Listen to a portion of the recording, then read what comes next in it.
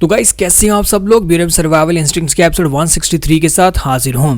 तो last episode के and पे हमने देखा था कि मास्टर सियोलवी जो होता है अपनी गलती को समझ जाता है कि इसने यहाँ पर डायरेक्टली उसके सामने हाँ बोल दी, जिसकी वजह से मास्टर गू को शक हो जाएगा। तो एल्डर गू जो होते हैं वाकई से उसके ऊपर शक हो जाता है। तो मास्टर सियोलवी से कहता है कि हमारे म्यूरम की हालात काफी ज्यादा खराब है। पहली यहाँ पर चारों डिसाइपल आपस में फाइट कर रहे हैं और ऊपर से वहां पर जाकर सेकंड डिसाइपल ने तुम्हारे लोगों के साथ जो कुछ भी किया उसकी वजह से मैं तुम्हें 300 लोग वहां पर भिजवाने का वादा तो नहीं कर सकता, लेकिन मैं सालमा से जाकर इस बारे में बात करूंगा और अपनी पूरी कोशिश करूंगा। तो एल्डर गू से कहता है कि मुझे ये बात सुनकर काफी ज्यादा खुशी हुई कि कम से कम तुम्हारे डिमोनिक सेक्टर के लोग यहाँ पर मुझे कंपनसेट तो कर ही सकते हो, क्योंकि मैं यहाँ पर इसीलिए तो आया था, मैं यहाँ पर कंपनसेशन लेने के लिए आया था। तो सियोलवी कहता तो फिर ठीक है, मुझे यहाँ पर से जाना होगा। अब जबकि मैंने अपना काम यहाँ पर खत्म कर लिया है तो फिर मैं यहाँ से चलता हूँ और बहुत ही जल्दी महीने के एंड के ऊपर तुम्हें 300 वॉरियर्स मिल जाएंगे मारने के लिए। और साथ ही सियोलवी जैसे वहां पर से जाने लगता है तो उसी के साथ ही एल्डर उसे कहते हैं, यंग डिमोनिक मास्टर क्या तुम यहाँ पर मेरे एक सवाल का जवाब दे सकते हो, क्यों ना तुम यहाँ पर मुझे एक बात बताओ। और इसी के साथ ही वहां पर उसके सामने आकर खड़े हो जाते हैं, यानी कि वो अपनी स्पीड को यूज करते हुए उसके सामने आ जाते हैं और उसे कहते हैं,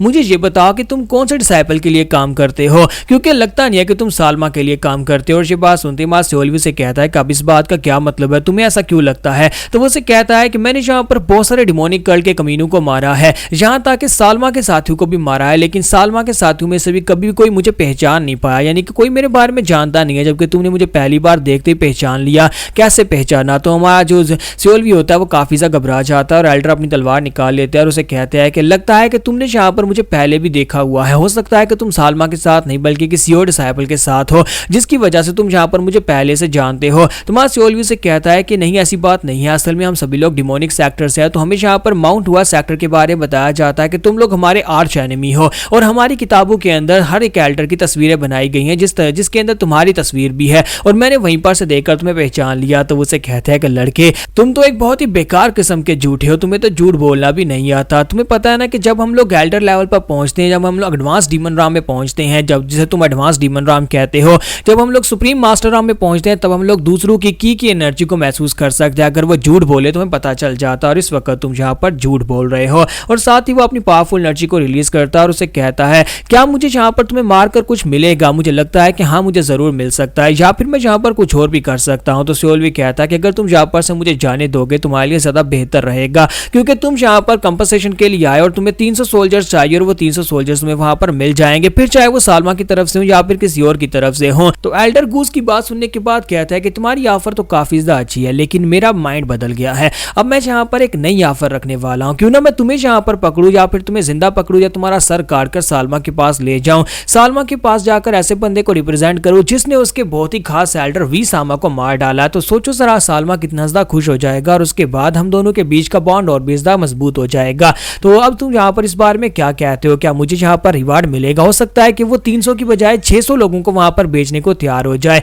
तो मास्टर सियोलवी जो होता है अब यहाँ पर फाइटिंग मोड में आ जाता है, क्योंकि समझ आ जाती है कि ये बंदा इसे नहीं छोड़ेगा और इसे यहाँ पर फाइट करके हराना पॉसिबल नहीं है, यहाँ पर से भागना ही एक ऑप्शन है। तो सियोलवी कहता है कि मुझे क्या पता था कि ये कमीना यहाँ पर होने वाला है, मैंने इतनी मुश्किल के साथ वी सामा को हराने के लिए अपनी पावर को गैदर किया था और स्ट्रांग हुआ था। अब यहाँ पर एल्डर गू चला आया है। तो मास्टर सियोलवी जल्दी से अपने हाथ पर कट लगाता और कहता है कि मेरे पास और कोई ऑप्शन नहीं है, फिलहाल के लिए यहाँ पर इसे चकमा देकर भागना ही पड़ेगा। और वो अपनी एक्सट्रीम फ्रीज टेक्निक को यूज करता बड़ी तेजी के साथ घूमकर उसके पीछे पहुंच जाता है। तो मास्टर सियोलवी को लगा था कि शायद वो यहाँ पर अपनी तलवार के साथ उसे स्टैब कर सके, लेकिन डिमोनिक कल्टीवेशन लेवल्स और राइटियस कल्टीवेशन लेवल्स बहुत ज्यादा अलग अलग होते हैं, क्योंकि अगर यहाँ पर देखा जाए तो we Sama extreme demon level पर थे, जबकि मास्टर गू जो है वो सुप्रीम मास्टर राम में है, उनकी सुप्रीम मास्टर राम इनकी मास्टर राम से अलग है। तो सियोलवी जब अपनी तलवार को स्टैब करता है तो उसी के साथ ही वहां पर एक धमाका तो होता है, लेकिन एल्डर अपनी 2 उंगलियों के साथ उसकी तलवार को ब्लॉक कर लेते हैं और साथ ही उसे कहते हैं, क्या ये एक सरप्राइज अटैक था। अगर एक सरप्राइज अटैक था तो ये बहुत ज्यादा पैथेटिक था।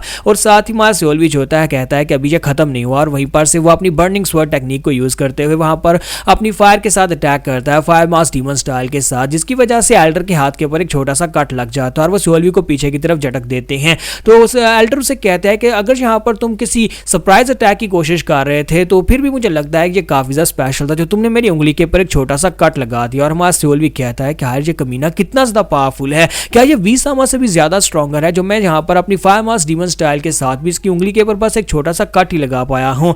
तो एल्डर इसी के साथ अपनी तलवार निकाल दिया और उसे कहता है कि लड़के क्या मेरी बारी आ गई, क्या मैं यहाँ पर स्ट्राइक लगाऊं तो देखता हूं कि तुम बच पाते हो या नहीं। और हमारे सोल्वी के ऊपर प्रेशर बढ़ना स्टार्ट होता है क्योंकि जब वो तलवार निकालता है तो उसका स्वर्ड ऑरा रिलीज होता है और वहीं पर से वो सामने की तरफ स्ट्राइक लगाते हैं। हमारा सोल्वी जो होता है एक्सट्रीम फ्रीज टेक्निक को यूज करते हुए उसके अटैक्स को स्लो करता है और खुद वहां पर उस अटैक को अवॉइड करके भागना स्टार्ट करता है। तो सोल्वी कहता है कि ये कमीना कहीं का पता नहीं कहां से निकला है और फिलहाल के लिए फाइटिंग में अपने टूल बॉक्स को यूज नहीं कर सकता। मेरे पास अब यहाँ पर अपनी स्पेशल एबिलिटीज भी नहीं है क्योंकि टर्न बेस्ड फाइटिंग को भी उसने डिलीट कर दिया था और सिमुलेशन मोड को भी उसने डिलीट कर दिया था। तो हमारा सियोली बस वहां पर से भागना स्टार्ट करता है। वो छत के ऊपर चला जाता है और कहता है कि अगली बार यहाँ पर मैं इस कमीने से फाइट करने के लिए तैयार होकर आऊंगा। लेकिन एल्डर गू से कहता है कि तुम्हें क्या लगता है कि तुम मेरे हाथों से बचकर जा सकते हो? अगर यहाँ पर स्पीड की बात की जाए तो तुम्हें लगता है कि डिमोनिक सेक्टर की कीगोंग स्पीड जो है यानी स्पेशल टेक्निक जो होती है वो क्या हमारी टेक्निक से ज्यादा बेहतर हो सकती है? मेरी प्रेजेंस में तुम भागकर तो बिल्कुल भी नहीं जा सकते। और एल्डर फिर से वहां पर खड़े खड़े गायब हो जाते हैं और जंप करते हुए हमारे सियोली के पीछे पहुंच जाते हैं और कहते हैं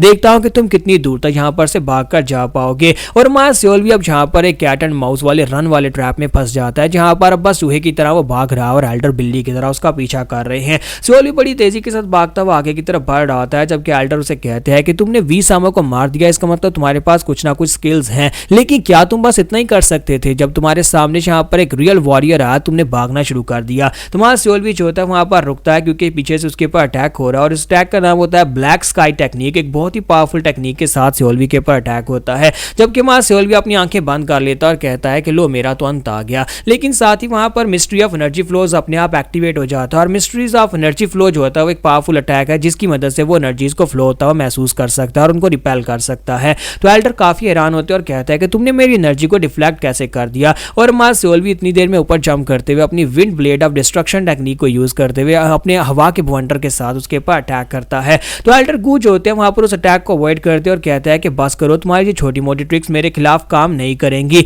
जब वो आगे बढ़ रहे होते हैं इसी के साथ सियोली वहां पर wind guard of ultimate technique को यूज कर देता है। जब वो अल्टीमेट टेक्निक को यूज करता है तो थंडर और विंड के साथ वहां पर बवंडर क्रिएट होता है। अल्टीमेट विंड गार्ड के साथ एल्डर गू टकराने के बाद ग्राउंड के ऊपर गिर जाते हैं और हमारा सियोली फिर से भागना शुरू कर देता है। तो एल्डर गिरने के बाद से गाली देते हैं और कहते हैं कमीने कहीं कि मैं तुम्हें बिल्कुल भी नहीं छोड़ूंगा, अब तो तुमने यहाँ पर मुझे गुस्सा दिला दिया है। तो हमारा सियोली वहां से भागता भागता एक आउट हाउस में चला जाता है यानी टॉयलेट में चला जाता है और कहता है कि मुझे यहाँ पर मरने से पहले अपने सारे के सारे डिवाइन वेपन्स को स्टोर करना होगा। तो सियोली के पास अब यहाँ पर अपना डिवाइन वेपन यानी अपनी तलवार है और साथ ही यहाँ पर वीसामा से चोरी की हुई लॉन्ग स्वर्ड और साथ ही उसके शूज होते हैं। वो तीनों चीजें उतार कर वहां पर टॉयलेट के अंदर फेंक देता और कहता है कि मुझे नहीं लगता कि डिवाइन वेपन्स को कोई यहाँ पर इस जगह के ऊपर ढूंढने के लिए आएगा और जब मैं यहाँ पर मर जाऊंगा मरने के बाद अगली लाइफ में आऊंगा और इस टॉयलेट के अंदर से इन चीजों को निकाल लूंगा। तो सियोली कहता है कि मुझे नहीं लगता कि एल्डर गू से मैं बच सकता हूं, तो इसलिए फिलहाल के लिए मेरे पास सबसे बेस्ट ऑप्शन यही है कि अपने जितने डिवाइन वेपन्स हैं उन्हें टॉयलेट के अंदर फेंक दूं। और हमारा सियोली कहता है कि चलो अब यहाँ पर मरने के लिए मैं तैयार हूं और वो दरवाजा खोलकर वहां पर से बाहर आ जाता है और कहता है कि अब मुझे यहाँ पर मरने में कोई दिक्कत नहीं है। तो अब यहाँ पर नेक्स्ट एपिसोड में देखेंगे क्या हमारा सियोली यहाँ पर मरेगा या बचेगा।